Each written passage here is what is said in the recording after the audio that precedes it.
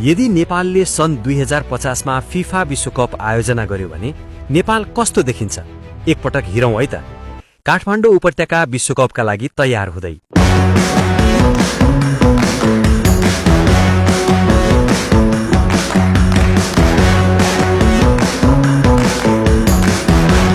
विश्वका चर्चित फुटबल टोलीहरू नेपाल आइपुग्दै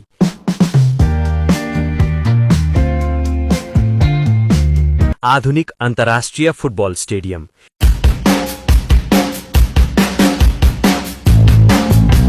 नेपाल भर्सेस ब्राजिलको म्याच,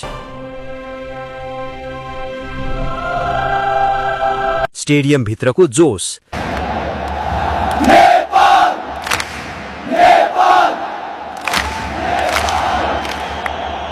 गाउँघरमा विश्वकप हेर्दै And it's a magnificent goal. What a strike from long range. Yes, he did it. What a player. बाहिर मानिसहरू विश्वकप हेर्दै